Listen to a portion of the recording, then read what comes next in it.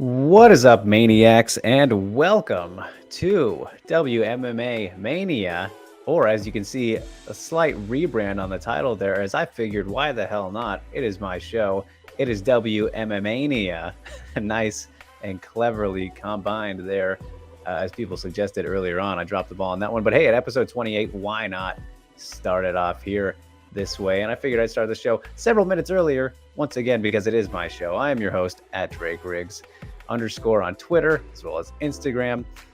Of course, bringing you the latest and greatest in the world of mixed martial arts when it comes to the ladies specifically, as we will be recapping UFC Paris, talking about some news, and then previewing UFC 279 this weekend, as well as Deep Jewels 38. Good to see Deep Jewels back, and I remembered that they were going down this weekend, so we don't have to talk about it only in the aftermath next week. But alas, here we are on another Tuesday. If you guys are not, for some reason, following MMAmania.com for all your MMA needs, you definitely can and should do that. And at the very least, give a like to this video. Really helps us out a whole lot. You can also share, subscribe, hit the notification bell even on the YouTube channel so you never miss a gosh darn thing, even though we're at the same time every week, I should say, on Tuesdays. But yeah, you know how it goes. Just the times that we're in, I suppose. But how is everybody doing?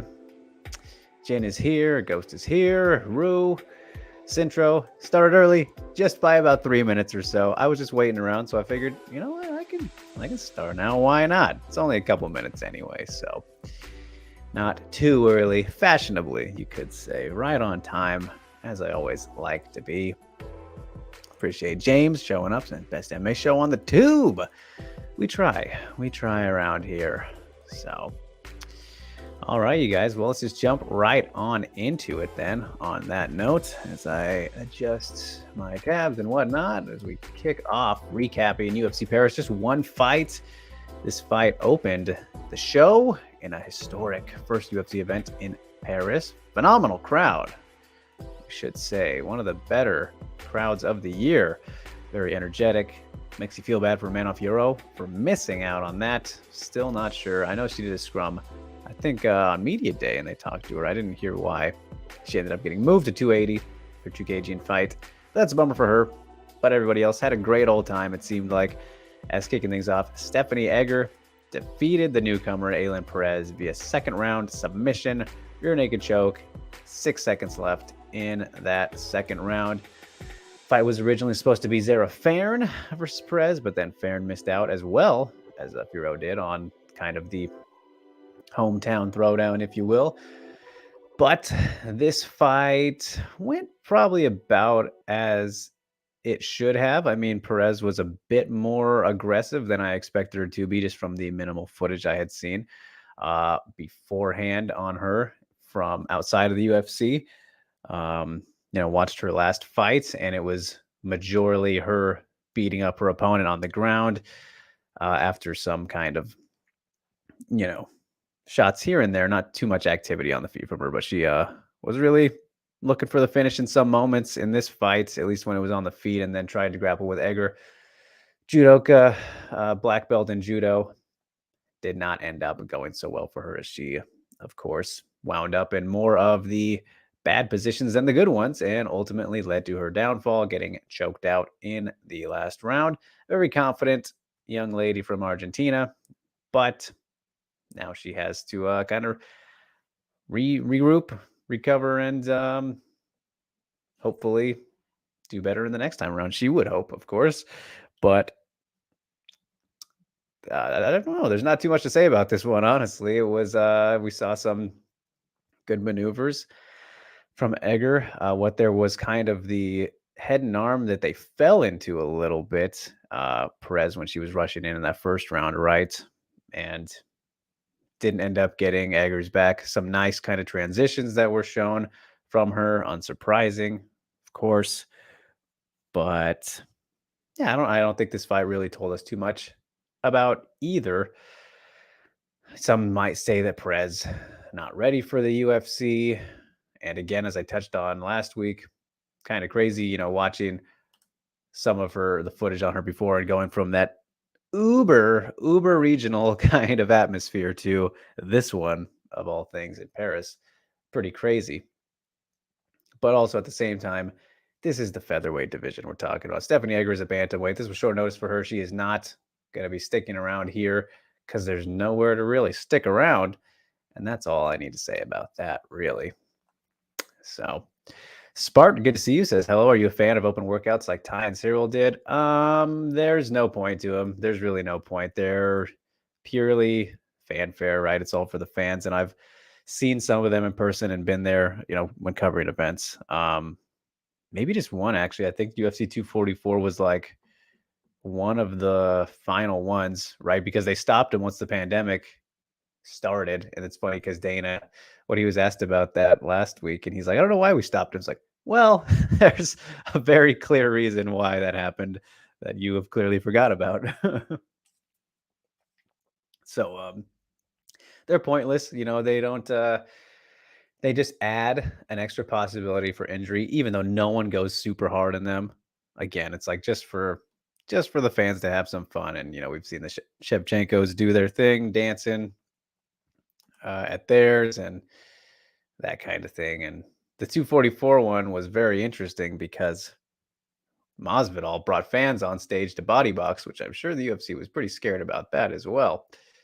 And then Nate, I don't even think did his. So yeah, as a Ghost trying to be positive, but is having problems with that, struggling to do so for Perez versus Edgar. That started with a head and arm, as I mentioned, so that was bad. The Edgar Kimura trapped herself in bottom position, just bad grappling if you've ever trained. All right, so Ghost not a fan there. Jimmy says, felt like the fights were all good except for this one. Well, yeah, I mean, again, like I said, not too much to take away from it. But yeah, not super memorable. Went about as it should have. Nothing spectacular, nothing crazy. Just kind of a fight, just kind of one of those fights. And congrats to Edgar for the win and all that. But yeah, not too many takeaways. And I'm sure Perez will probably get one more shot at least, I would think, just because of the fact that there was a change-ups and all that. But it's also featherweight, so I don't know and don't want to put too much thought into that, if I'm being honest. And Makoto is right. 248 had an open workout. It was probably the very last one. And mentions the racism. Yes, I do remember that. That was unfortunate, especially, I mean, that was exactly the timing, right? That had to be the last one because 249 was Gaethje Ferguson, right? So yeah, that had to be the very last one until this one here. So I guess we'll probably get him back now. Maybe not for the Vegas fight nights, but I would imagine the UFC will probably this week. I haven't seen the lineup. I know I got it somewhere in one of my inboxes for kind of the events going on throughout the week for 279. So I wouldn't be surprised if Hamzat and Nate have open workouts this week. But yeah, that was UFC Paris. Not a lot for the women, but a lot of other stuff, obviously. Jimmy says, what did you think of Perez attacking Nunes on Twitter? Hysterical. Absolutely hysterical. I mean, good for her trying to get her name out there. It caught some attention, obviously. So that worked.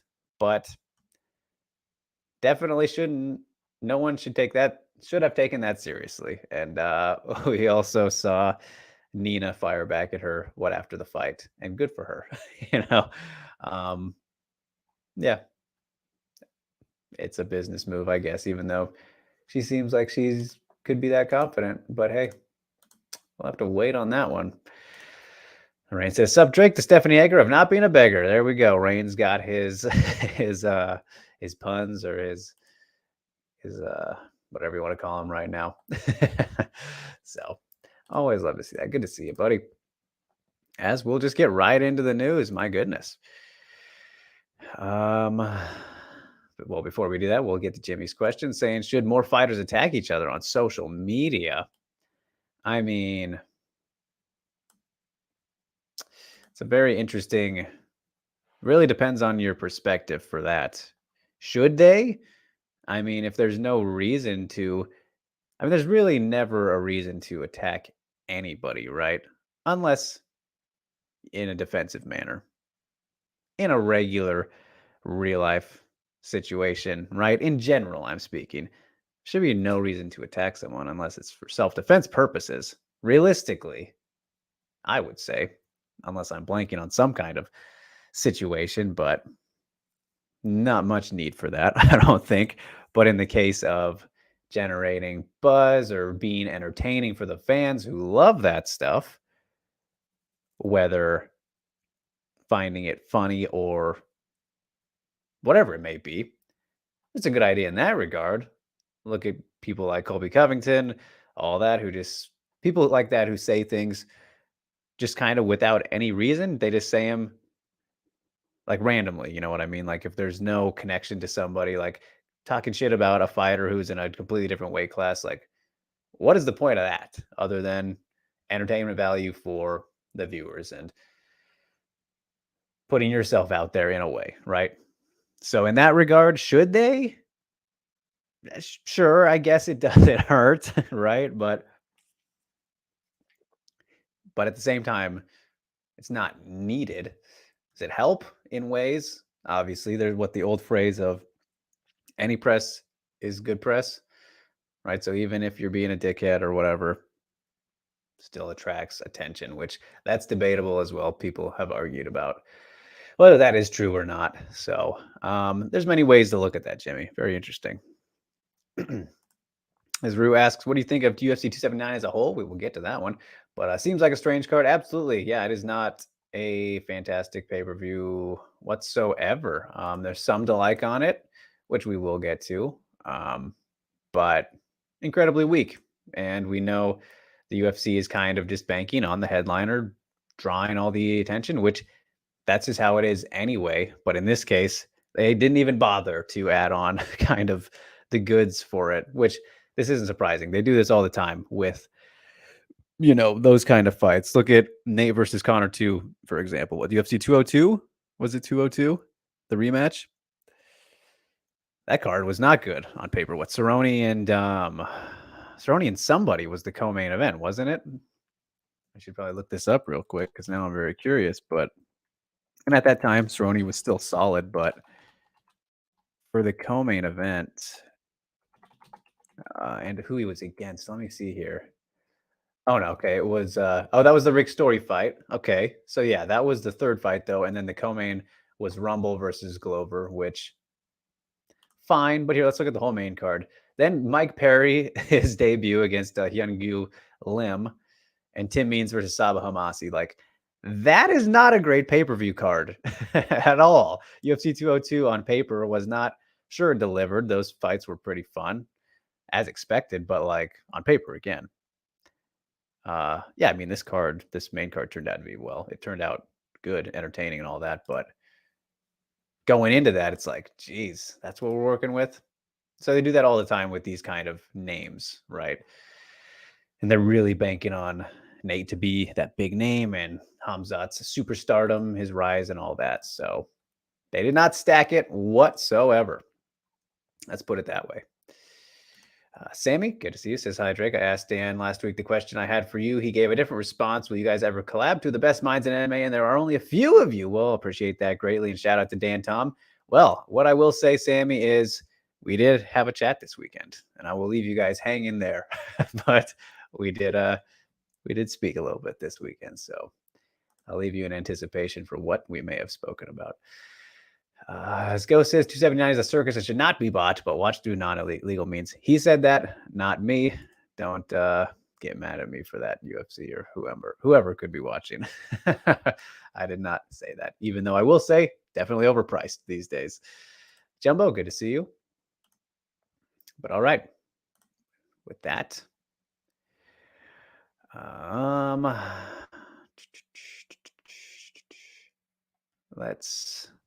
all right, well, we'll address this one real quick. Keep them coming. Feel free to ask questions. We really got through the preview pretty quick there. But James asking, how come pre-UFC 274 MMA media outlets were begging the UFC to promote Rose versus Carla, but now Carla versus Wei Li is booked and the media doesn't seem to care? James, I think you know the answer to this one, and I've talked about it. I talked about it beforehand. It was entirely the story of that fight. The Ultimate Fighter 20, the inaugural season of the division.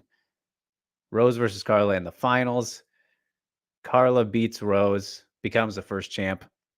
Then what? 7 years later, however long it was, that was 2014. And then until this year, my math is off right there, I can tell. But all this time later, this huge gap of time, Carla works her way back to being champ after getting destroyed by Joanna. All these years later, up and down a little bit at the beginning there. Rose is the champ now, has been the champion twice since that first debut, when she was like, what, 2-1 going into that fight?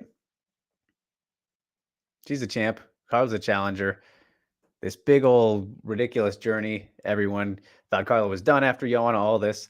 The story of that, going back to how it all began, I don't know how they dropped that, like, in terms of it's, I don't want to say movie like, but they really could have promoted it movie like in that sense of, if you want to get dramatic with it, it was just right there. And they did not do that whatsoever.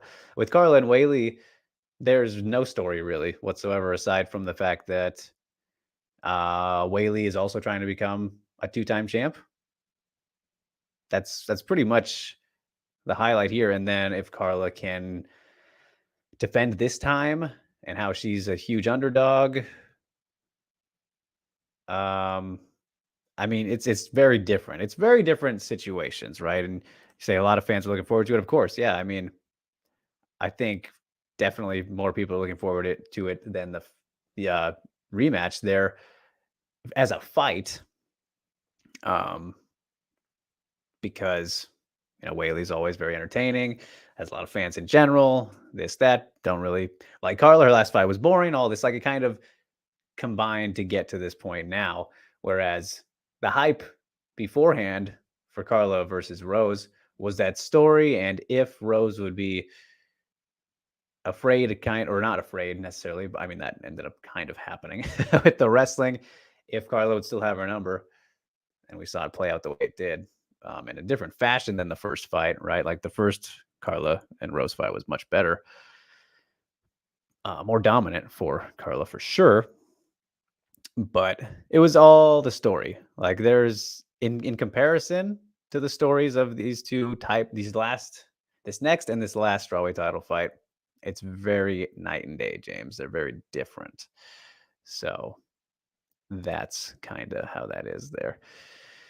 So Ryan says, what are your thoughts on Invicta's exhibition fights? The tournament format's good, bad, ugly. So the Phoenix tournaments, I enjoyed them greatly. I think it's kind of silly that they're counted as exhibition fights. I don't like that part, because they're pro fighters taking each other on. And yes, 2 1-round fights, but that's a commission thing, because the commission does not allow you to fight more than 25 minutes in a night. So that's why that format is the way it is.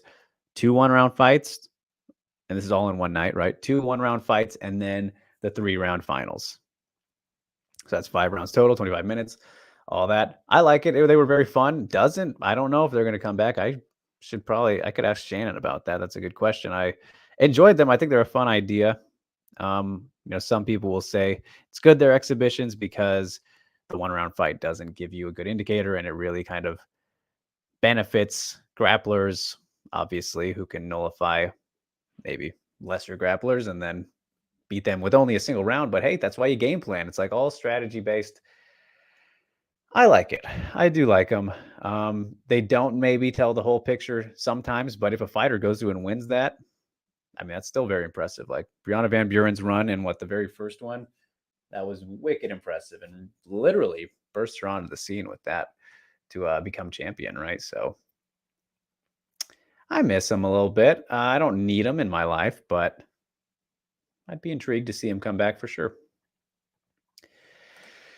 James says, you don't think Whaley getting her belt back is a good story after being subjected to questioning her title reign? I mean, it's a good story. Yes, of course, James, but just it's not as dramatic as that rematch buildup, right? Like, there's way more questions. There were so many more questions about that rematch and they were somewhat answered, somewhat not. But with this fight, like everybody expects Whaley to destroy Carla, right? Like that's kind of the general consensus here. Like the last poll that I did, I think on Mania, pretty sure it was when things were kind of getting sorted. It was like 9% of the votes of like 600 people or so, 9% thought Carla was going to win. Like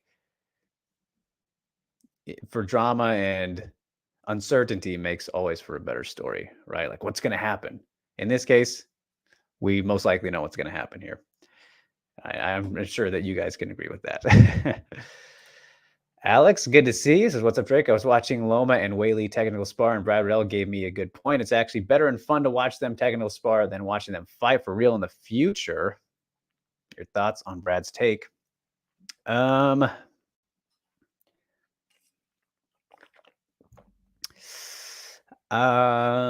mean, yeah, I can agree with that from the sense that I think we talked about it last week too, but a fight between Whaley and Loma would not go well for Loma. I don't see I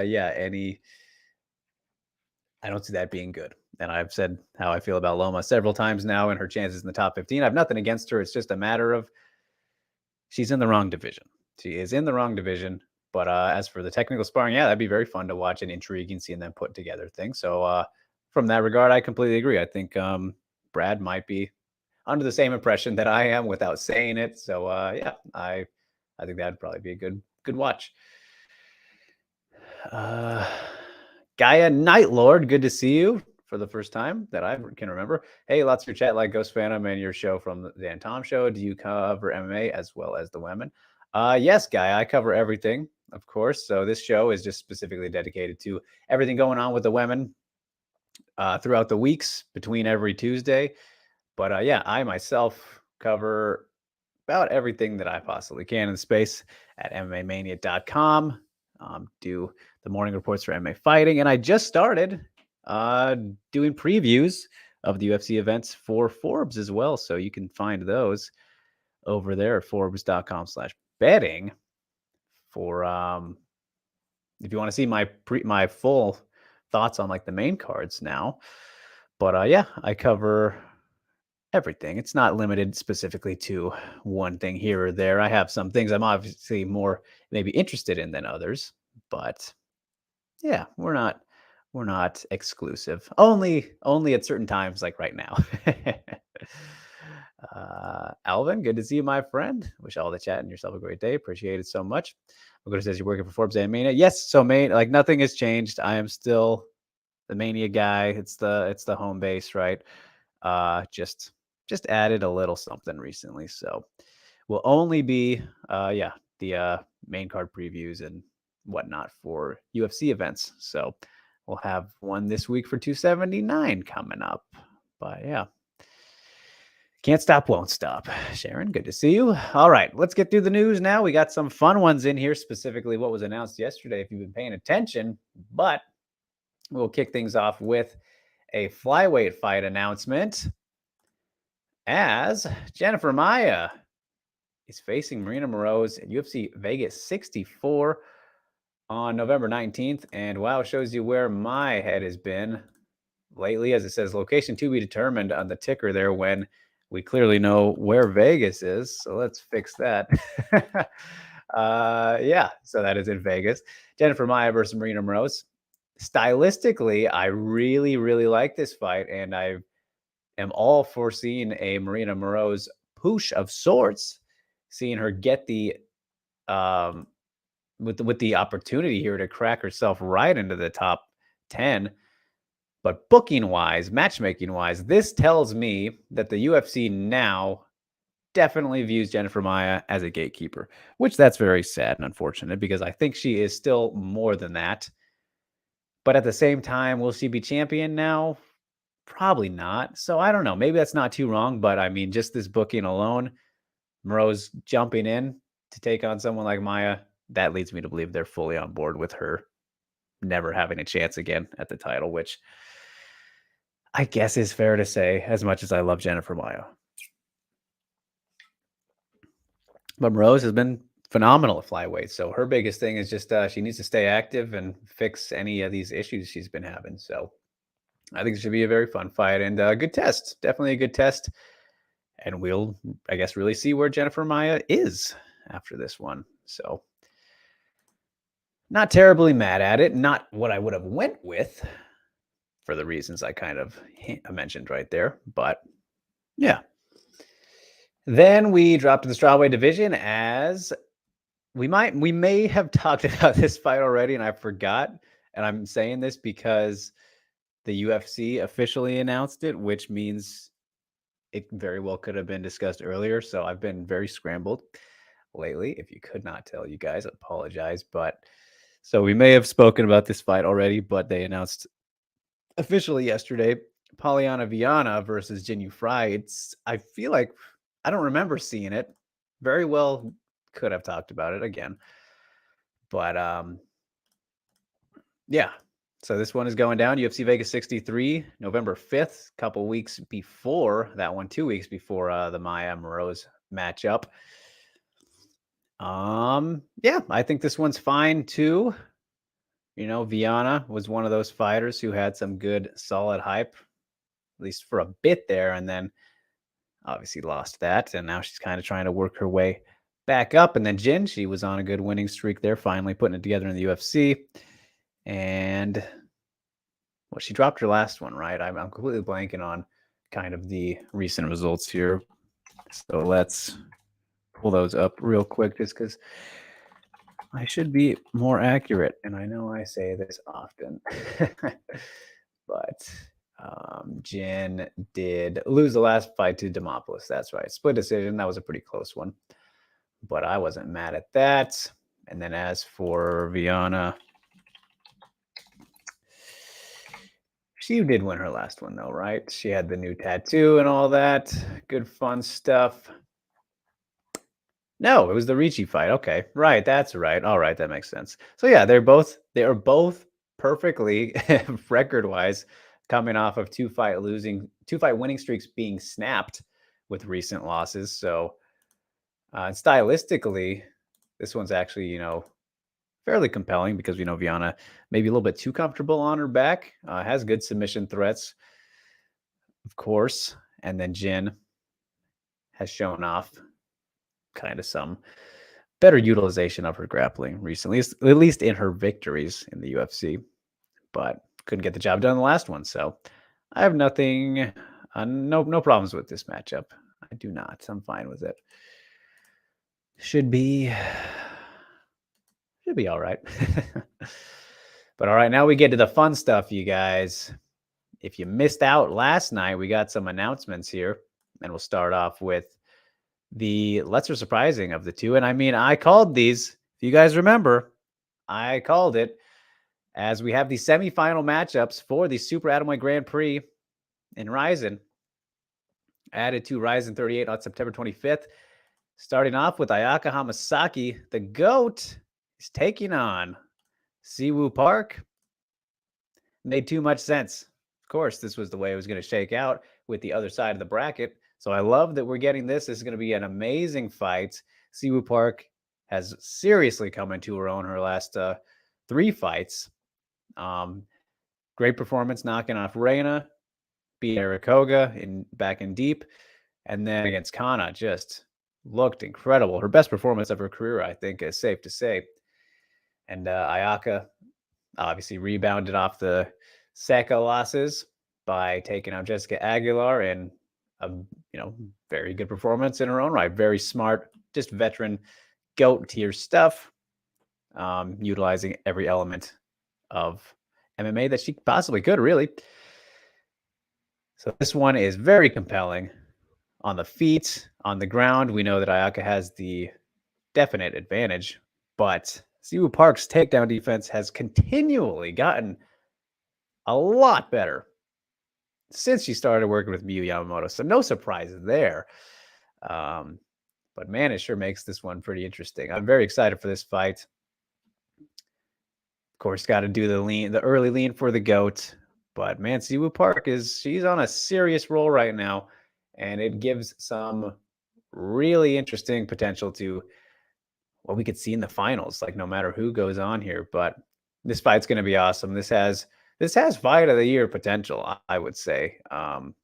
This could be something great for sure. And a little bit of a storyline there with the Siwoo Park and Sohee Ham connection, because they used to train together in Korea as well before the pandemic happened and all that. So there's a little element of things. Korea versus Japan once again. I am hyped for it. But then we get to the shakeup here, which is super unfortunate, but still pretty compelling. And we may have some criticisms here from people, which it's not her fault, but Sayaka Izawa, the champ, is taking on Anastasia Svetkivska in the other semifinal matchup that same night. Was supposed to be Reina. As predicted, once again, was supposed to be Reina, but Reina broke her orbital bone in her win over Svetkivska. So, man, that sucks for her. It sucks so terribly bad. She had the fight that she wanted, take on the champ, try and be the one to dethrone, take out Sayaka Izawa. She's going to have to wait for that. But now that leaves that story there, right? Let's say Sayaka goes on and wins this whole tournament, which is the most likely option, right? She goes on and does that. Then you have Reina right there waiting for her. So I don't think Reina has to worry too much about that. And even if Sayaka doesn't come out on top of this thing, I'm sure they would still make that fight anyway. So we can look forward to that. But Svetkivska still looked very good and very impressive in that Reina fight. When you look at her level of inexperience in comparison to Reina, like, my goodness, you would never have guessed that she had only had 3 pro fights. Had a lot of success there, a lot of volume. And that was kind of what it came down to, was just Reina had more of the significant shots and did more damage. But volume-wise, Svetkivska outstruck her from what I remember when we were looking at the stats there and just watching that fight. She did very well, mixes it up very nicely. Striking-wise, she may even have, a slight edge over Sayaka. We obviously don't see Sayaka utilize her striking all too much. She uses it to get to her takedowns, right? But once she does that, this should be over. It should be over. Svetkivska can maybe survive for a little bit, but ultimately that should kind of be the case here. Once Sayaka gets it to the ground, it should be over. But yeah, and I mean, that was the kind of thing, what I was mentioning about possible criticisms was, if there were to be detractors like, oh, they're giving the champion the easiest path in the tournament here, you could argue then, well, she's the champ, she kind of deserves it. But at the same time, that shouldn't be how it works, right? But then also there was an injury involved. It wasn't supposed to be this opponent. But then, where's Sari Oshima? That would have been the perfect, ideal replacement here, the alternate. I'm assuming she must not have been ready. And I saw her tweet something the other day, but it didn't seem directed at this. But that would have been a better replacement than Svetkivska. No offense to her, as great as she did look in her loss to Reina. That's the wild card. Oshima, who should have been in this tournament from the beginning, but was focusing on her husband's fight and all that kind of thing. So hopefully we get to see that someday. But I'm amped up for the semifinals and what shakes out to be the finals. We could possibly see Izawa versus Hamasaki 3, which this is the way that it makes sense, right? I was telling you guys, you can't really do that right away. This is like the Holloway Volkanovski of the atomweight division, 100%. Or we could see Park versus Izawa 2, which that would be fascinating. Now, the first fight, Park gave her some good trouble there at some times and has grown significantly since then. And then if Svetkivska could pull off a freaking upset in this one, my goodness, that'd be nuts. And then her to face whoever would be interesting, but the stories are not as juicy, obviously. It's a very nice feel-good story, coming from Ukraine and all that, and what she's had to deal with, and coming back from the loss. Like, it's still pretty good. That's still pretty good, but we'll see how it shakes out. We'll see how it shakes out. Gotta love some good old tournament fun. Grand Prix action, semifinals, Ryzen 38, September 25th in Saitama, Japan. Horiguchi will also be back that night, and great time to say that production is underway for Broad Horizon episode 19. So we are working on that right now. Look forward to it. 2-year anniversary episode, you guys. It's been 2 years. crazy since tomorrow will be the anniversary date since Braun Rising 1 came out. Insane. And Ayaka was on that episode with Megumi Fuji, Naoki Inoue, and Kai Asakura. So good first episode. Been 18 more good ones since then. Feel free to get your questions in over on Twitter. You can DM me or drop them on the tweet, wherever. Happy to answer stuff there. And my goodness, it is getting warm in my studio. I am struggling here. Centro asks, what's better, a small gym in a garage or a mega gym like Bangtao? Lots of fighters go in there. ATT, Jackson Wink, Alliance MMA. I mean, I think it really depends on what you kind of want. Or what you're looking for, how much focus you're wanting, right? That's been a thing where we've seen fighters in the past say some of these bigger gyms, they haven't got the proper amount of attention that they want and maybe need for their fights and camps, whatever it is. Obviously, resources are going to be a whole lot better there. And, we've seen people fight out of their gyms before or garages, whatever it may be. I think it's good to have both, Centro, so then you have the options, but everyone can't afford that luxury necessarily. I think it's just kind of dependent on what your needs are, or you know what I mean. Hold on there, Ghost. Jin says, what is the best way for a journey woman? I don't have an example to find themselves in a title shot opportunity. What is the best way for a journey woman? Yeah, I should have said that. My bad. I said journeyman, didn't I? Or I said gatekeeper. Never mind. To find themselves in a title opportunity. Just keep winning, really. That's the best case. Or B, being a Diaz who is super popular and can still lose a bunch and then get a big fight just because he's popular and then win it and he gets a title shot, that kind of thing. Even though that has never happened, right? But if he is to win this weekend and somehow magically resign, then there's that, that's how it would happen. Rue says, for the women, if it's not Izawa Ii, Ayaka Hamasaki, or Zhang Weili, it's really not worth watching. Well, I won't disagree with that. Jersey, good to see you, says, was watching Henry Cejudo's channel. DJ, when he was training there, said that Henry and Volk are mirror images of each other. So it's a hard fight for Henry. Is Henry versus Volk a silly fight? I've always liked the idea that I think it would be a great matchup, really. As much as people say Henry be too small and all that, like, yeah, he'd be smaller, of course, but stylistically and skill-wise, I've always been very intrigued by that matchup. I would love to see it. I love Henry, even though he did my boy dirty. Keith Peterson did my boy dirty more than anything, but yeah, I think Henry's phenomenal. Volkanovski's phenomenal as well. I think that would be an amazing fight. Mitchell says, even though they are equally skilled. No, I don't think it's silly. We're not going to see it, unfortunately. Dana doesn't want to do it, and he thinks it's ridiculous, but I'd love to see that for sure. Mary, hello. How important is social media presence for lady fighters to get more opportunities? Like, I've seen people complain about Van Zandt on my Instagram feed for no reason.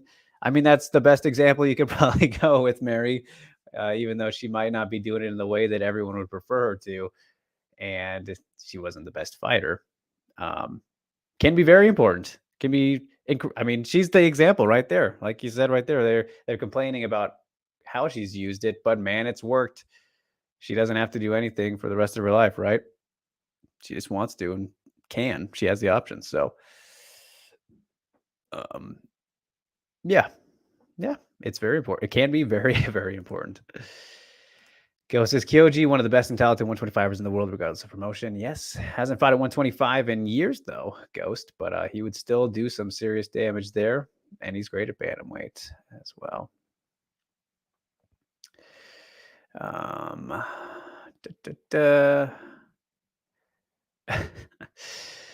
Oh, boy. Well, let's go back here. Apologies. Ghost says that we talked about this on Twitter, which we did. But what can Jessica Andrade do differently against Wei Lee? Did she somehow change her habits or found world-class coaching I do not know about? Jessica Andrade has done the same thing against weaker opposition. What technical changes do you think she has made? Maybe I'm missing something, but I'm truly curious. I think the biggest thing with Jessica Andrade Ghost has been very dry today, very dry mouthed. It has been more of her approach and patience in more situations than not. Like when we were talking about that, my main point was that I promise, I promise that fight is not going to look the same. It was like what, 40 seconds, 42, if I remember correctly. I remember notching that in my brain, 40, like 49, but in that range, right? She's not going to come out the same old aggressive Andrade way. And she's kind of shown that um, since and a little bit before in moments. I think that was just kind of a moment getting to her kind of situation. But I think the biggest difference would be she'd be more patient. The fight would go longer. So by default, that's more success, right? That's kind of where I was coming from. Who would I pick in that one? I would still favor Wei Lee, of course, because we did see how it did go the first time. But Andrade is not, I promise it is not going to go the same way they did the first time. She'd be more patient with things, try to find her shots, probably land some, right? Like it's not hard to have more success in a rematch of a fight that did not last over a minute. That is kind of what I was getting at there. Um, so, and even in that fight, like she was still able to land some shots and whatnot. Maybe not do too much damage, not as much as Wei Lee, clearly, but a rematch with a more patient Andrade, maybe that doesn't equal to her winning still, but it does lead to her having more success because what happened the first time, what she went with the first time did not work out so well. Um, and in her case, I think it would be best actually to kind of play patient, make Wei Lee think that she is going to kind of strike with her a little bit before trying to cut her off and catch um or go for a takedown or something. Get her against the cage and use her strength, which they're both very strong. We didn't really get to see who would get the better of one another in the grappling department. And having had the time since then, now it's very interesting. But for Andrade to maybe try and, slam her around a bit, as we've seen with like Claudia, for example, replicate like that type of performance, which she did not seem to try and do the first time. I think she would kind of learn from that and have seen what has gone down since, all that kind of thing. I wouldn't say that she has changed dramatically, like you're asking here, no, but essentially what I was getting at was fight does not look the same way as the first one, because when does that happen? Unless you're Dennis Hallman and Matt Hughes, real OGs will understand that reference. So there you go. As Go says, okay, maybe right. All right, appreciate it. But why should Whaley give her a rematch? You guys complain about Whaley getting a title shot with Rose, but it's cool for Whaley to rematch Andrade. Not saying that either. That doesn't make sense. I was saying there was the debate there about Andrade possibly jumping over Marina from the Lemos win, which very glad that did not happen. But no, she should not get a title shot just yet again. And I mean, you look at, well, we got to see how this one plays out. She should win. I want to see her fight Dern next, but obviously that's not happening. Now she's in a weird spot where I don't even know what's going on with her. She'll probably fight a flyweight again. Like Andrade is in this weird between area, but still always close to a title shot. Like she needs one more top 5 victory, in my opinion. Am I interested in seeing the Whaley rematch? For sure. Should it happen? For a title? No, but I wouldn't have been mad at that rematch happening right now, considering how things have shaken out. But that doesn't really matter to talk about because it's not anyway. So either way, she needs one more win. Like the Lemos one was good, finished a top contender there, but shouldn't have been sprung into the title right after that. I don't think, as much as I love Andrade too. Jin says, Jessica tried to double leg Whaley. Did you forget about that? That is true, right? And broke away with the clinch as a batter. That is Very true. I mean, just like, I don't think she'd go about it the same way, because again, it just, yeah, did not pan out very well. But ultimately, I think that would be maybe an approach she would want to try in a different manner. Drew says, can one earn a title shot at 115 if you beat the top girl at 125? Probably, but I don't think it should work that way. I don't think it should work that way. And she was going to fight for real, right? So I guess that's kind of where we're at with things.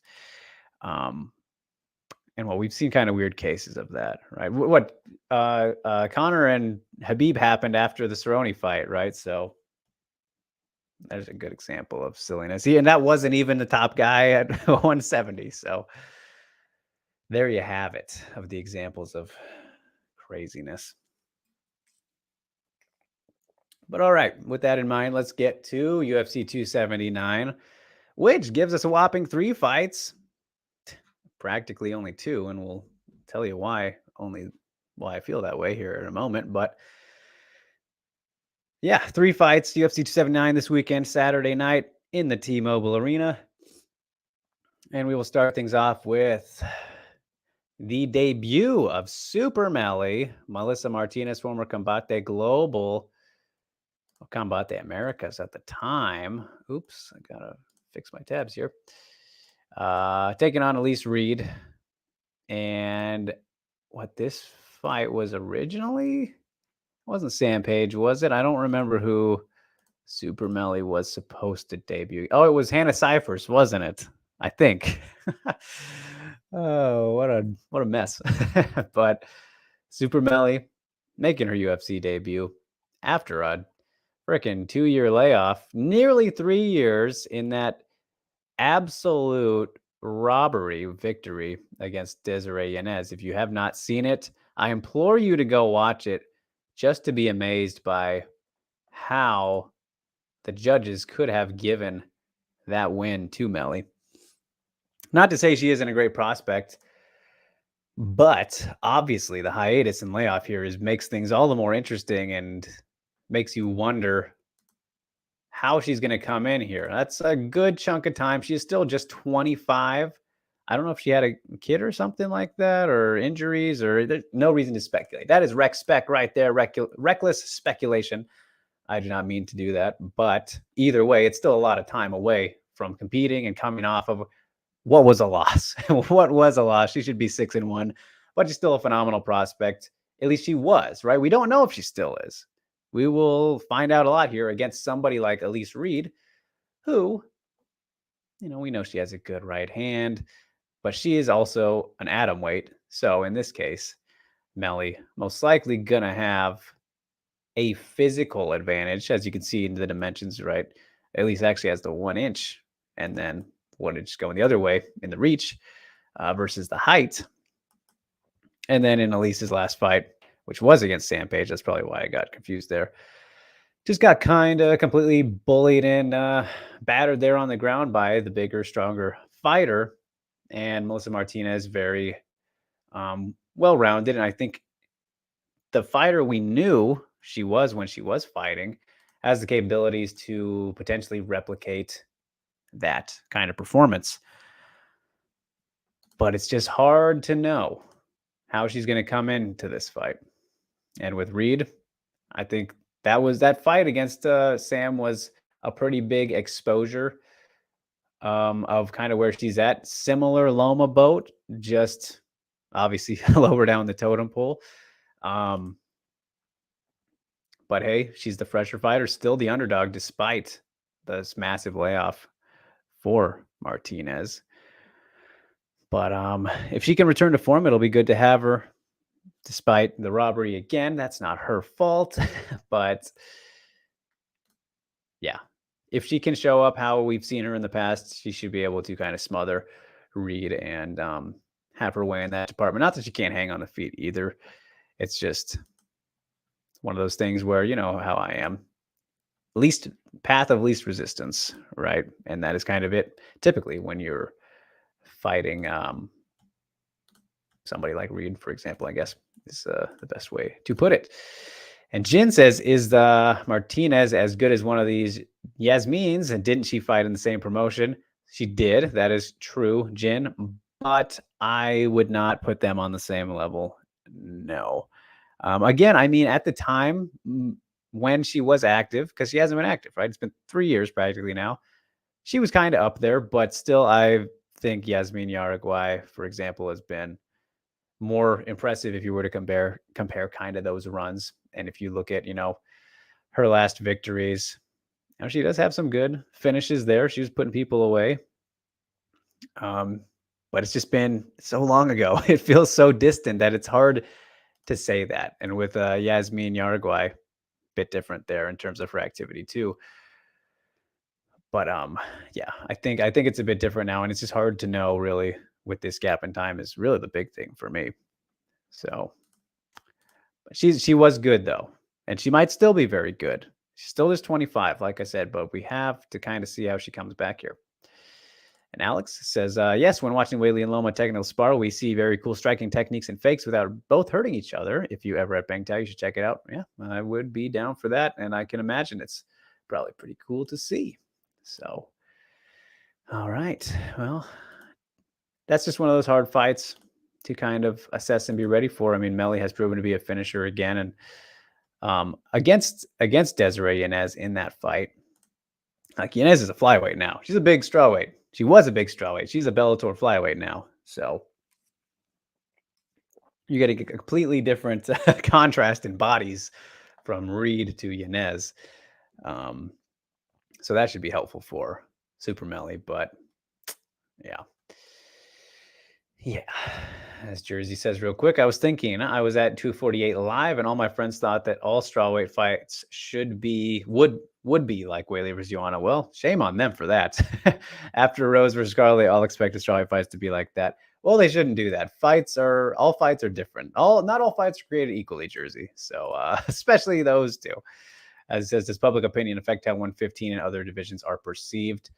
I mean, I don't think so. I feel like some people have been a bit more haters on strawweight since then, which is stupid because styles make fights. The division is still phenomenal, but I think it's kind of situational. For the most part, I would say no, but I think sometimes I guess it can. So, yeah, that's kind of how I look at it. As we move on to the second fight, which we're going to be real quick on this one, you guys. But at featherweight, Norma Dumont is welcoming the 1-0 former boxer Danielle Wolf to the octagon. Oh, so I've gotten all this out of my system when it comes to the featherweight experiment, the Danielle Wolf experiment, primarily when the Felicia Spencer fight was originally booked and didn't end up happening, thankfully. So I don't need to rattle off a rant here like I very well could. I don't have the energy right now, honestly. If you want to go back and see it, you can try and find that sifting through the episodes whenever that was announced during that week, because we did talk about it and I did go off.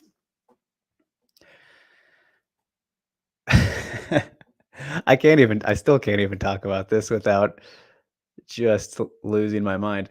I love Norma Dumont. I absolutely adore her. I think she's excellent. You guys know this. She is a legit great fighter and rightfully a minus 325 favorite. I might even say she should be a bigger favorite because I don't know how she would lose this fight outside of just getting caught with a big bomb or something like that. This should be the Norma Dumont show.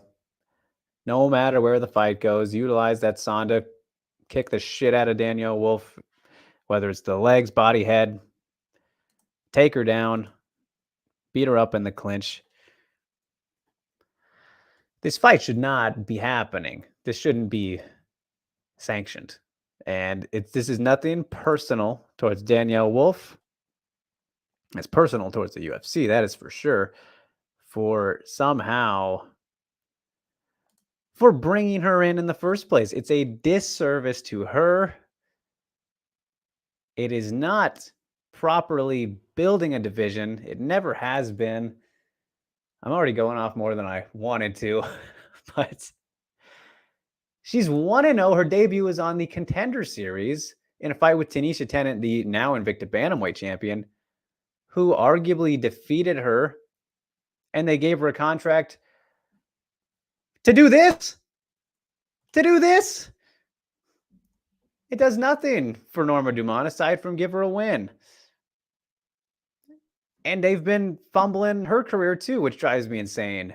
Like, let her fight a bantamweight. Why are we doing this featherweight still?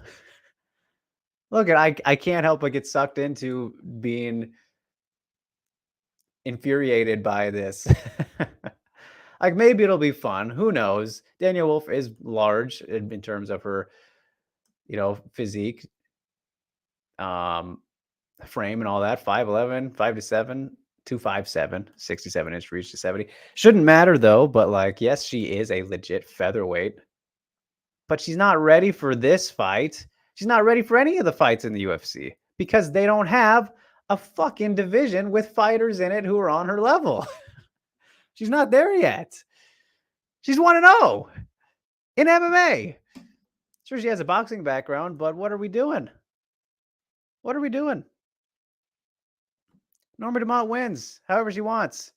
That's it. There's nothing to talk about with that. I've gone too far already. I've gone too far. Now watch. She's going to go and look amazing, just completely outclass Norma. If that happens, I don't want to say I'd be happy, but I'd be like, hey, all right, well, good job, UFC. You made a good call there. I'll happily eat my words. Be very bummed for Norma because, again, I adore her. I think she's great. She's a legit, fantastic MMA fighter, very talented. Yes, lost the Macy fight, but that was more of a credit to, I think, Macy performing well. Either way, I just can't with this. I just can't with it. I'll be shocked if I'm wrong. I will be. And I'm not a braggadocious guy. I don't like to come off these ways at all, but I feel pretty certain about this. And I don't think there's much to prove otherwise until we see it happen. Now I'm even more exhausted. Why do they do this to me? Why do you do this, UFC? Why do you get us on these kinds of discussions? As Ghost says, Ty versus Bivak is an example of two heavyweights ruining their own division to build on Drake's point. Talking about the last question there. I guess so. I don't remember that fight very much. I know the Spivak submitted him. I remember that and was surprised by it. But I mean, a lot of the heavyweight fights outside the top 10 Ghost, they do that already. So I have no shame in saying that. As James says, I think it's time for the obligatory manipulative BS button to be pressed. You could say that. Jin says, is this worse than Valentina versus Priscilla? I don't know if I want to say worse, but it's on par. It is certainly on par. And that was going to be the case with any Danielle Wolf fight, though, right? Like, she was originally put with Felicia Spencer, who, you can do the MMA math there. Norma Dumont beat her. Great performance there. 50% Norma Dumont, too. She was thinking about quitting despite winning in between rounds. She was feeling that shitty physically, but still went on to perform great. Felicia Spencer, stylistically, probably a worse matchup even. So they tried to do her that way before things even started. Like, it's on par. I don't know if it's worse, Jen. It's probably worse optically and on paper. When you look at the records and performances, all that, who they've fought, my goodness. Because, I mean, Wolf's fought one person in MMA, and she arguably didn't even win. I think I did have her winning. It was very close, though. But, like, point is, not contract worthy for the Contender Series. I just don't know what the idea was there, and maybe Dana will prove us all stupid if she pulls this off, but we'll see. As Drew says, is this just giving Dumont a highlight reel knockout? That's messed up. Exactly. I would not be surprised if we get a nice head kick knockout here or something like that. Jimmy says, is it ever appropriate for a 7-2 fighter to fight a 1-0 fighter in the UFC specifically, maybe in the regionals, but not here? Exactly, Jimmy. Well asked. Well asked, well said. Makoto says, speaking of the Dana White Contender Series, can a fighter build up his or her record if Dana never gives them one but invites them back? Yeah, I think we've seen somebody fight there like 3 times. I know Ricky Simone fought on Contender Series twice, I think. But yeah, no, that has happened before for sure. RJ, good to see you. What is up? What do I think of Leach versus El Kukue? Weird. It's a weird fight. Not what I would have anticipated for Tony. It's interesting. It is certainly interesting, but I will have more thoughts on that later in the week in my preview. So we'll save it for there. Craig, good to see you, says, as I've said on Dan Tom's chat, sending love and positive vibes to Drake because a little positivity goes a long way, as Alvin likes to espouse. Very true. Appreciate that greatly, Craig. Couldn't agree more. As goes his tie submitted due to exhaustion in a scarful. Truly bad heavyweight BS. All right, there we go. Says glad Ty had a run before this weekend. Good for him and doing well against Gon. But you have to laugh at that Speedbug fight. Yeah, he seriously turned shit around after that. That's for sure. Rain says, even if this fight does turn good, the matchmaking and pre-hype is not correlated. Very true. Why does Dana keep defending these matchmaking? I don't know. I have no idea. I don't have a good answer for that. I hope somebody asks him. I really do. Tonight, hopefully, after Contender Series. I'll have to see if I can convince somebody to do it for me, because it drains me. I'm super out of it now. Like, the heat in here getting to me. I haven't eaten in a while, so let's wrap up here with a good fight. At least a good fighter that we like to see more often than not, as it is the return of Irene Aldana. Not against Jermaine Durandamy, painfully, but she is back, taking on the last woman to defeat, Norma Dumont. Macy Chasson back at 135. After kind of some issues she had, losing to Raquel Pennington in what was that, a catchweight, or did it go all the way up to featherweight because of how much she missed? I don't recall, but either way, she rebounded with the victory over Norma, as mentioned, in a more kind of clinchy, grappling offensive approach from Macy in that one, which is kind of not what you generally see from her, who has some serious power in her hands, especially 145. Typically some pretty good striking. But hey, now you're taking on Aldana, one of the best boxers in the division, who, when she is on, she is on. Irene gets into that flow state, you're going to be in trouble. She puts things together wonderfully. Last time we saw her was that ripper to the body against Yana Kunitskaya before finishing it out on the ground. And Irene getting some love here with the -200 favorite, despite being gone for a year. Excuse me. Oh, wow, hits me hard there. Before that, had the Holly Holm fight, which she had the broken foot. Just a terrible, terrible performance there, unfortunately for her. But she's trying to make her case to get in line for that title fight next. Jockeying with Ketlin Vieira. Who knows if we'll see a rematch there if she wins in this one. But ultimately, the more fluid, technical of these strikers here in this case, Aldana's boxing, of course, is the key there. But power advantage you might give to Macy. Not that Irene does not have great power, as we saw her knock out Ketlin Vieira in that just beautiful, beautiful right hook. Never forget that one. But she can sometimes get overwhelmed by, fighters who don't go away and pressure her. I mean, you look at the Leslie Smith fight in her debut, which that was a kind of solid upset there and a shocker to see Leslie Smith kind of walk her down and have the success. If you can trap Aldana, and she's gotten better at that over time. And the Lucy Pudilova fight's a great example, fighting off the back foot.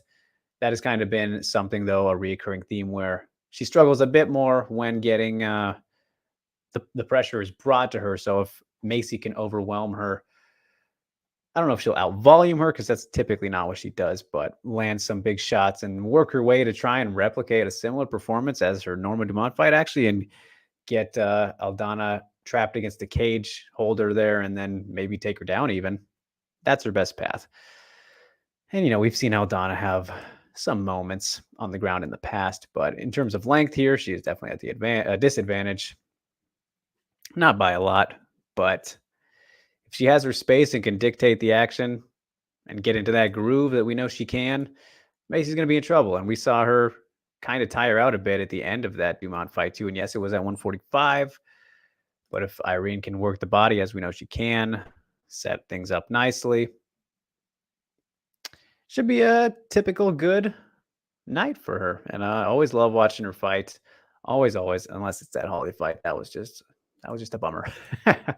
But yeah, this is an intriguing matchup for kind of what Macy can bring. It kind of depends on her. And maybe, Aldana is going to be super motivated, amped up to go in there and reestablish herself a bit in a way. And we might see this new aggressive nature out of her, which might be a little dangerous because, again, of that power Macy possesses. But we'll see how kind of the weight cut process goes for her here, because she has not made 135 in since this win here against Renault. So a year and 5 months ago. And then Aldana did miss weight in her last fight too against Yana, but she credited that to that time of the month, which, hey, that's just what happens sometimes. No excuses necessarily, but also a thing. But either way, that was only, I think she's only missed weight twice in her career. And the first time was way back in Invicta. So yeah. Sko says, real quick, Rain, going back to the other fights, this wouldn't be good if Dana just said, if he said, we just couldn't find a fight for Norman, this was the best we got. Hey, yeah, that would be some nice transparency for sure, man. Don't try and sell us some bullshit, because we ain't buying it. We are not buying it at all, but man. So yeah, that's a great point. Yeah, that would be refreshing for sure, but that's never going to happen. And Go says, Aldana, she throws the right straight to the body, which she didn't throw against Holm, and that could have helped her. Yeah, I think that definitely would have been a nice addition, but not sure how much it would have helped her. We'll never know, unfortunately, unless there's a rematch.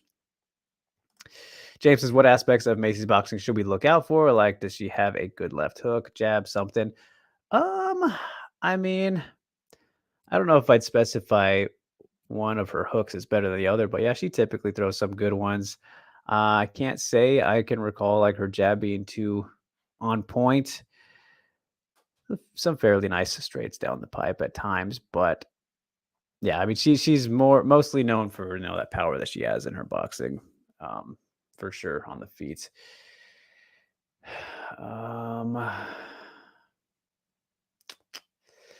As Rue says, that women's question, but why do people care about this card? It seems ungodly, silly, top to bottom.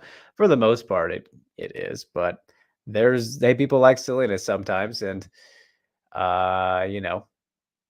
it's good to see Aldana back. This is an important fight, obviously, for that division. If Macy can knock her off, that launches her into the discussions a bit, even though the last one was at 145, and Norma is kind of back end bantamweight, even though that's a mess too. I don't even want to talk about that. But Aldana's floating around the title picture, so we'll see. And hey, the UFC could seriously stack up a potential Mexico return if, let's say, she wins. You do the Nunes fight down there, Moreno Figueiredo 4, excuse me. What? There's someone else I'm missing, right? Potentially for title fights, either Grasso, Shevchenko. You could do a 3 title fighter there if things play out perfectly for the UFC. That'd be nuts. That would be nuts. So you never know, business-wise, what they could end up doing with the kind of talent and stars they got across the board right now.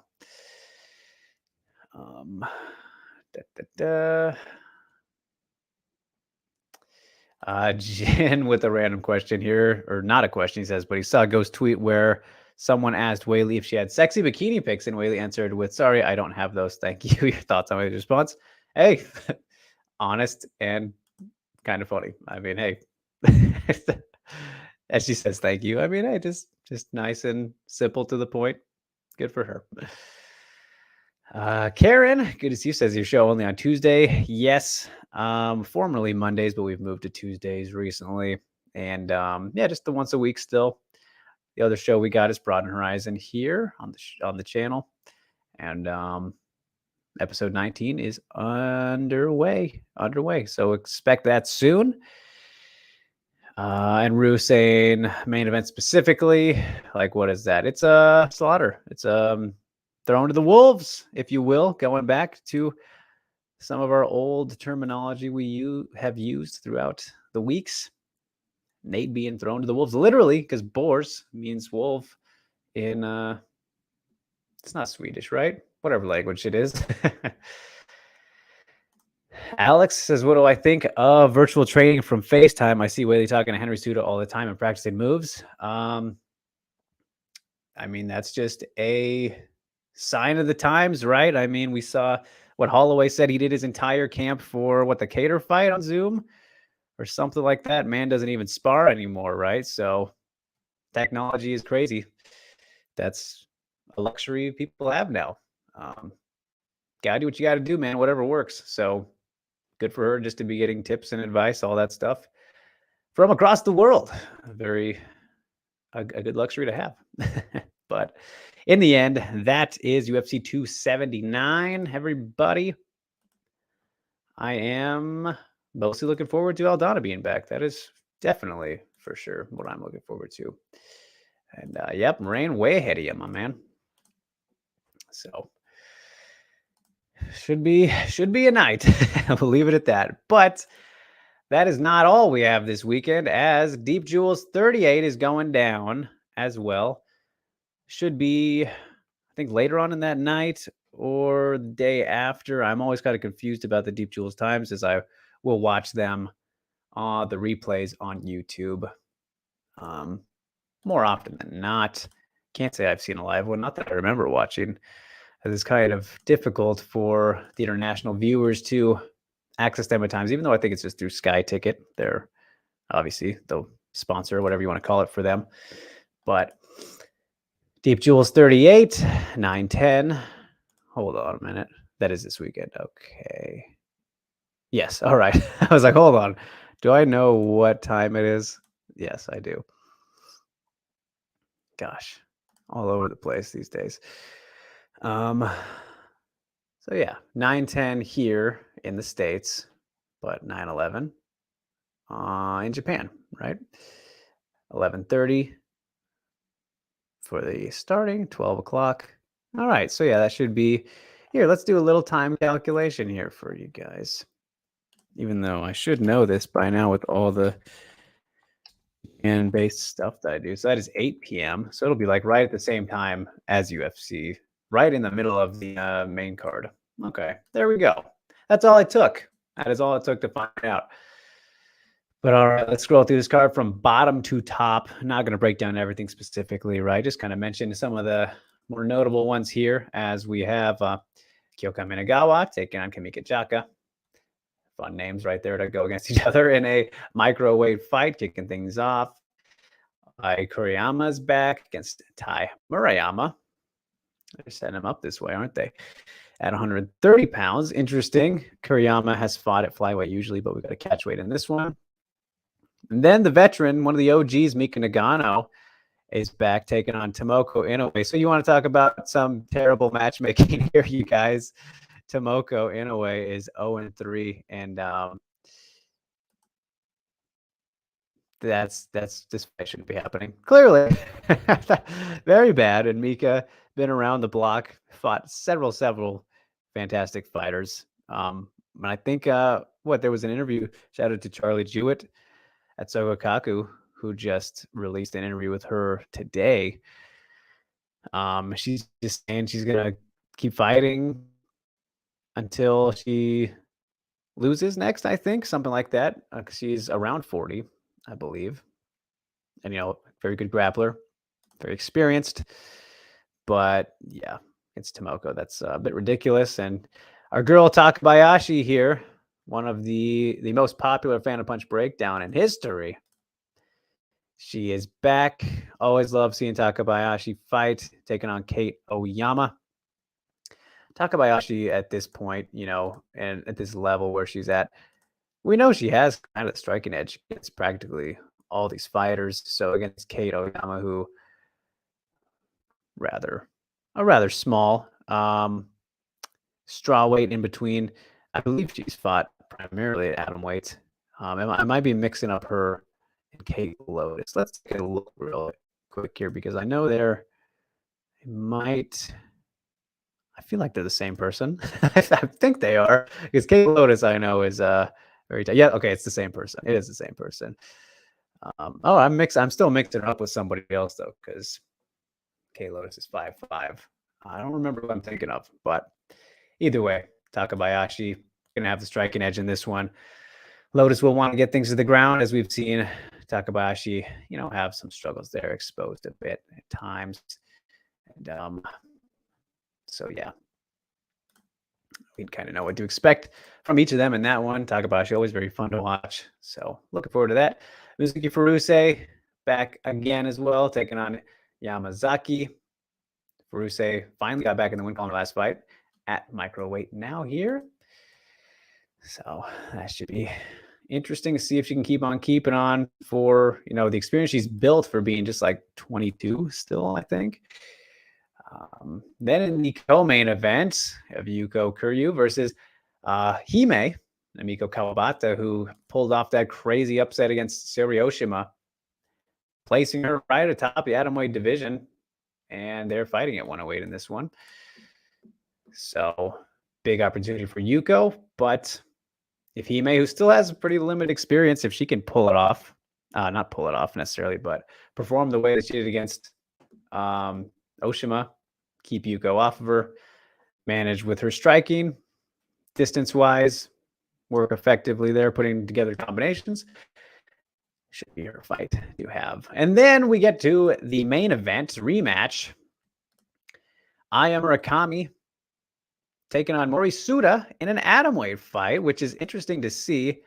Aya Murakami returning to the atomweight division, as she is one of the definite smallest fighters in the world as well right now, standing at 4'11". And crazy age difference here, right? 30 years versus the 18-year-old prodigy Mori Suda, who just got that great win in her Ryzen debut, submitting Nisei at the armbar. Great killer instinct from her. You love to see it. Suda, she's beaten Takabayashi as well, submitted her, and then Aono. Like, Mori Suda is definitely the future, somebody to watch out for with her grappling. Her and Takabayashi are like the striking and grappling equivalents, and you saw what happened when they went against each other. Grappling generally wins in that kind of department. But yeah, Murakami has been on an absolute roll, 4-0 now, with these last 3 coming at microweight.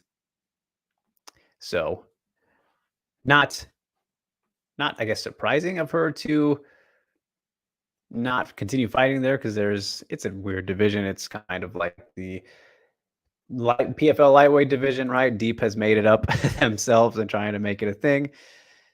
There's a decent amount of names. They're more talented names probably and more natural names than perhaps the lightweight division in the PFL, but this is a rematch, as I mentioned. Murakami won the first fight, which was, I think, Mori Suda's debut. It was at least Aya's debut as well. Maybe it wasn't her debut necessarily, which is weird. Her career she's got more fights, but so much youth. But the first fight, how it played out, and I mean, Aya Murakami, she is very talented on the ground. Just once she kind of can get on top of you, it's kind of been a matter of time so far. Very methodical. That's a pretty good ground and pound. Her striking is abysmal, though. At least it was in the first fight. She hasn't shown off, been able or needed to show it off since then. But in that first fight, Suda was definitely winning the striking exchanges and it was not difficult for her to do that. And her striking's only improved since then from what we've seen. But again, she mostly likes to be on the ground. The problem with her in the first fight, however, was she was just way too comfortable being on her back. And man, just the pursuit of leg locks was just too much. Like she went for way too many leg locks and got herself in these positions where I don't think she was ever on top in that fight. And it was just kind of a bad, inexperienced approach for her. And obviously, this was many fights ago. She's learned, but was still kind of out muscled because Murakami is very strong despite her size. And when they were in these positions, like the ground and pound was coming down. It's kind of an interesting and close one to watch. But you look at the damage and effectiveness of what was happening. Murakami was in better positions more often than not while landing some ground and pound punches. So that was kind of how that first one went. I'd be pretty surprised if it goes like that again, specifically because I think Suda will have learned not to attack the leg as vigorously as she did in the first fight. Maybe play more of a patient approach, let things play on the feet a bit more, just to test if Murakami has improved her grappling at all, because she's had no reason to show that off so far. And what she typically does is similar to Sarioshima, at least earlier on in Shiori's career, but one of those super aggressive grapplers who just goes immediately for the takedown, any cost whatsoever. They'll give up any position they have to as long as they try to get it. And against Suda, if she works defensively rather than just giving up the position, she should have some more success here for sure. But I'm very high on both of these ladies. I think they're both great at what they do. Suda, I think objectively, you have to say, has the higher ceiling at this point just because of her age and what she's doing at this age. And then Murakami is just a small freaking atom weight. So we still have kind of a lot to see about where she can possibly go, despite being undefeated as a pro. Obviously, has the loss there against Takeda as an amateur, or maybe a grappling match. I don't quite remember, but I did see that one. It was kind of one of those things where, yeah, her just aggressive nature didn't work in that one. So looking forward to it. Everybody should be watching Mori Suda because she's a child. She is a child, and it's just very crazy to see how good she has been so far. Not on these Izawa levels or things like that, but she has some serious potential. Serious potential. All right. As Ghost says about UFC 279, he's more specifically looking forward to Aldana's right straight to the body. Love that strike. All right. He's looking for the goods. Jen says, someone asked about tournaments. Why does the first two fights have to be an exhibition? So he's mentioning the Phoenix tournaments in Invicta. It's because they're not 3 rounds, Jin. So like automatically the commissions then qualify them as exhibitions because they're not amateurs at the same time, right? So if you're pro but fighting in a fight less than 3 rounds, then the commission qualifies it as an exhibition. They do that on the Ultimate Fighter too, because they only do the 2 rounds. It's just a thing they do. It's yeah, I don't know. I don't necessarily agree with it. I think the Ultimate Fighter fights should count as well, even though it's situational, right? It's a kind of a, there's many ways you can go about at that. As Jen says, would you ever be down for a one-night tournament like Pride? I know Dana said never, but what are your thoughts, Drake? Yeah, I would love it. I mean, hey, we have, I mean, I just said, earlier, the Phoenix tournament's a really cool idea. Pride style tournament. We've seen Ryzen do that to a degree, right? Where the first couple, I mean, the Bantamweight Grand Prix last year was with the first 2 fights were separate nights, and then the semifinals and finals were on the same night. I'm down with that. And then we saw that the lightweights a couple years back too. I think it's fun. Yeah. I mean, people can argue that it doesn't give you the best assessment of maybe who's better or getting the best fights because they don't get to fully prepare for one specific person with the right amount of time, all that, but they're fun. Yeah, it's definitely a crazy thing to think about, fighting twice in one night. So, yeah. Rue says, are you familiar with Jada Catley? Nick Atkin interviewed her. Yes, I'm aware that he has spoken with her. But no, I honestly don't know much about Jada, so I should probably go watch up. Sko says Takabayashi, fun striking, but gives up her back too much. Friend of the podcast. Yes. Yeah, something that we'll have to continue working on. Rain says Kuriyama versus Murayama. So fun to say. Try a drink. It's like saying May Yamaguchi. Names that you say that make you smile. Definitely. They did some good name matchmaking here for sure. Mary says, how small is microweight? Will the UFC ever have that? Not a chance. Microweight is 97 pounds. They don't even have atom weight, which is 105, which they could definitely use before that. But like I said, microweight is pretty much Deep Jewel's experiment. It's like the equivalent of PFL's lightweight in like the opposite direction, right? This guy says Deep Jewel similar to Deep. Yes, it is Deep, just their women's specific promotion. And they still have women's fights on regular Deep shows. But yeah, no, they're both ran by Shigeru Saeki. So yeah, all under the same umbrella there. Krombopolis is here. Good to see you. Hi, do you ever read Dan Tom's breakdowns or listen to Protect Your Neck? He's very good with his analysis. Dan Tom is, for my money, the absolute best at breaking down fights, at least among like the mainstream MMA media, because I think that is a thing that you could say. Mainstream MMA media, MMA junkie, right?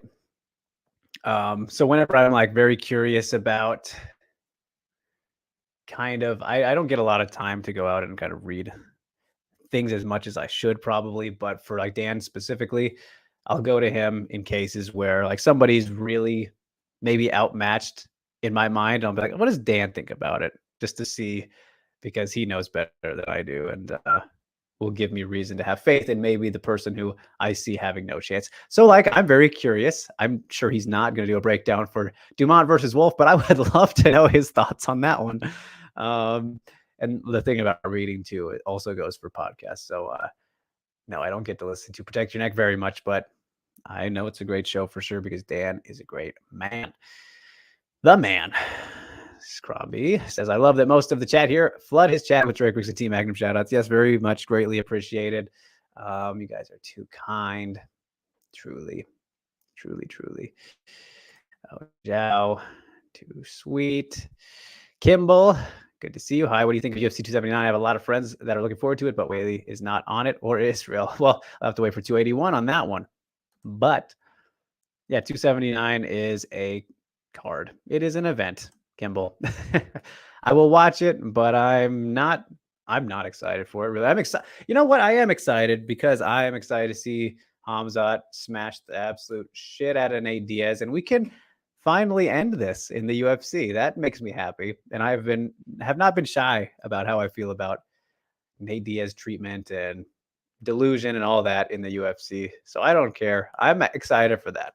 I am looking forward to Hamzat absolutely battering the man. And if he doesn't, then man, I will be then I'll be surprised by that. There's a lot of things. Right? There's a lot of matchups on this card that have that one-sided element to it. So that's the theme of this event, which is not typically exciting unless you have some kind of feelings for a certain fighter, like I just kind of mentioned there.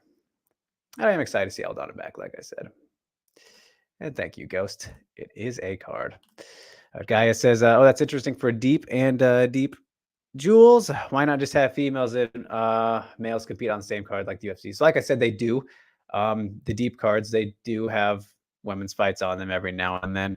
I think, honestly, it's just so Deep Jewels came from the promotion Jewels. It was just Jewels before, a separate entity, which was then absorbed by Deep, and they kind of wanted to keep it, you know, honoring that promotion, which had so many pioneers in it, you know, fighting back in the day. I have Hamasaki started there. I think so. Hiham too. Like so many names you can list off that were in the Jewels promotion before. Even Megumi Fuji, I'm pretty sure fought there. I know Smack Girl was one she fought in. Those were the two main female promotions back in the day, right when things were starting out. But I think it's kind of to give them that additional spotlight and give them these full cards, and they're still on the regular deep ones every now and then. Like I said, right? Like see Wu Park's last fight, not her last fight, but the last fight she had with Deep was against Eric Koga on one of the recent Deep Impact cards. So they still do that. So it's just kind of like honoring the history a little bit and keeping it going and building up. So I kind of like it that way. That'd be cool if the UFC. I wouldn't be mad if they did both of those things, if they had what they're doing regularly now, but also then had full on women's cards as just a thing to have. Maybe kind of makes it seem like I don't know, favoritism in a way, or what's the word I'm looking for? I'm losing it. I've talked about this kind of thing before. Equality, right? That's the one. Equality. Not as equal because they get their own cards and whatnot. But I mean, the men have had that for years. They did have that for years, right? So, yeah, I don't know.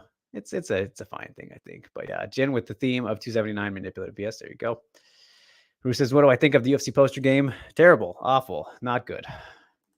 James says, "What are my thoughts on Wu Yanan and Meng Bo on the embedded, referred to as Leech's friends? Were they?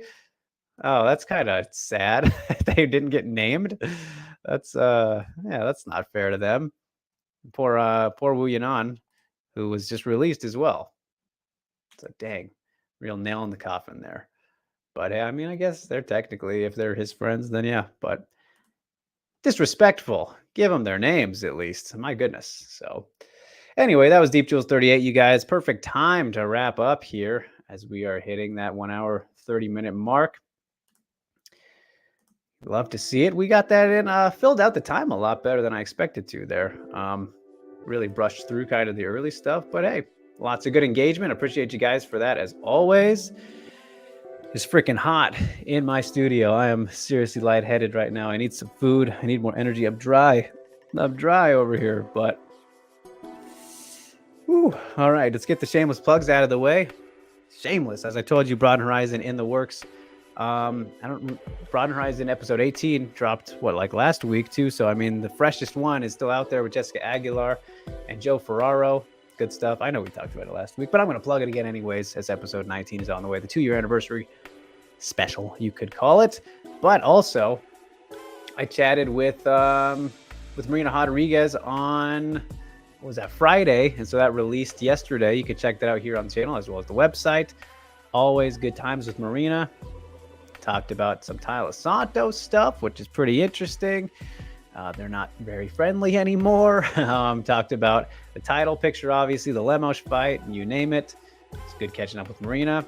And then also what is coming, not out yet, but I spoke with Yan Xiaonan ahead of her fight with Mackenzie Dern.